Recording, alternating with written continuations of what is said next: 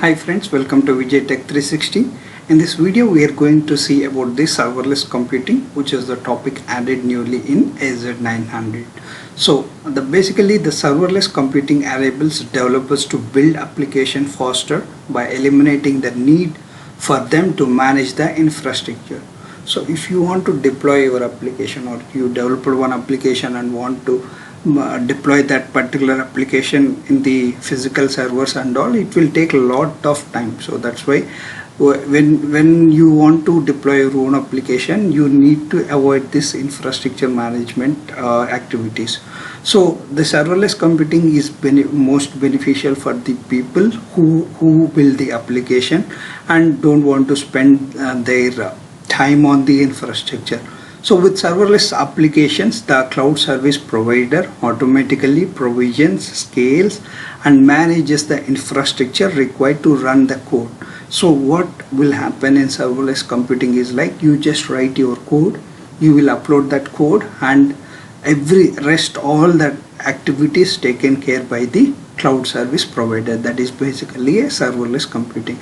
So for in Azure we have a Azure Functions, so which is a serverless computing. If you go to AWS, it will be a Lambda function, so where you will upload the code, rest all activities will be taken care by the cloud service provider. You need not to worry about any sort of infrastructure provision, or you need not to worry about whether that capacity is there or not, or any infrastructure dependent activities will be taken care by CSP. So you can see what are the top benefits of serverless computing. So there is no infrastructure management here, and dynamic scalability. So whenever the capacity is required, it will be automatically increased, and faster time to market.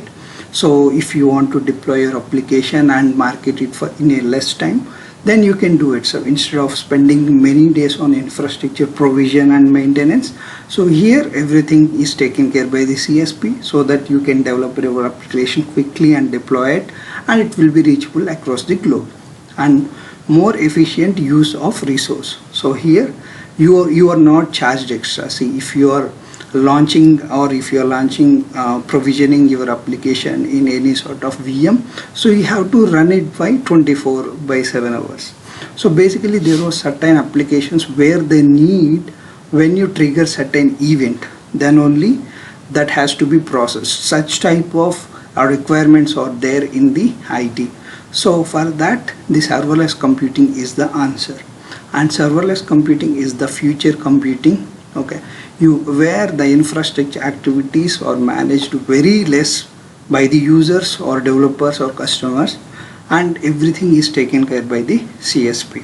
If you see the example, it is like serverless functions or serverless Kubernetes are the example. So let me go to the official document of Azure and show you what they had written about the serverless computing. So right now I am on the Azure documentation. You can see what is serverless computing here. So serverless computing lets you run your application code without creating, configuring or maintaining a server. So you need not to create or configure or maintain any sort of server here. The core idea is that your application is broken into a separate functions that run when it triggered by some action.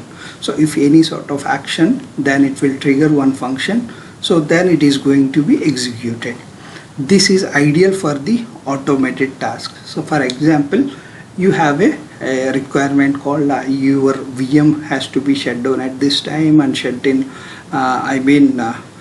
up at this time, and like this certain activities are there. Then you can write a code for that, and once you click on that particular trigger, it will automatically shut down, it will automatically wake up that server and all.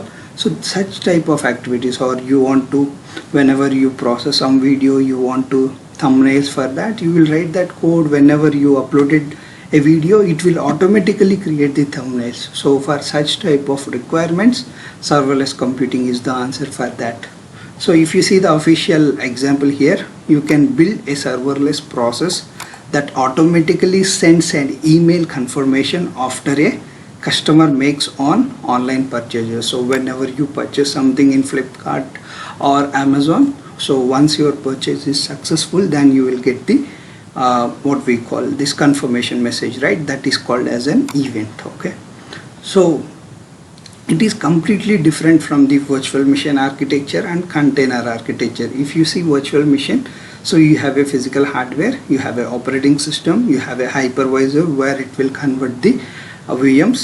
Okay, your physical hardware is converted into the virtual hardware, virtual guest OS and operating system like this, and you have a containers here where you have a physical hardware and the host operating system, and container engine is there instead of hypervisor. So here you can have a different application. So here you have one application, so it is there in one container, and whatever its dependence it will be there in this. Like that you can have application, another application like this. For here they showed 3, like this you will contain so many. But when it comes to the serverless, you have a physical hardware, you have a host operating system, and there is a serverless runtime where your application is going to divide it into functions. So this is how you can see.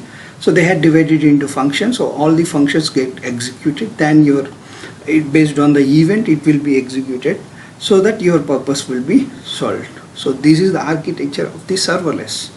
So the serverless model differ from the VM and containers in that you only pay for the processing time you use it by each function as it executes. As I told, right, like if you deployed your application in virtual machine, it has to be run by 24/7.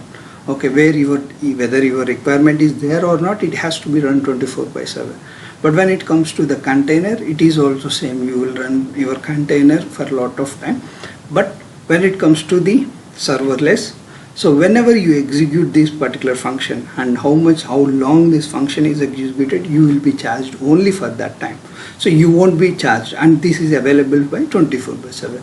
But how long this function executed is the matter there. Okay, so the virtual machine and containers are charged while they are running. So if they are running, it will be charged whether you used or not, it doesn't matter for them. But here, if your function is executed, then only it will be useful. I mean, they will charge on that. That is the main difference between the virtual machine, container and serverless. So I hope this helped you. Thank you.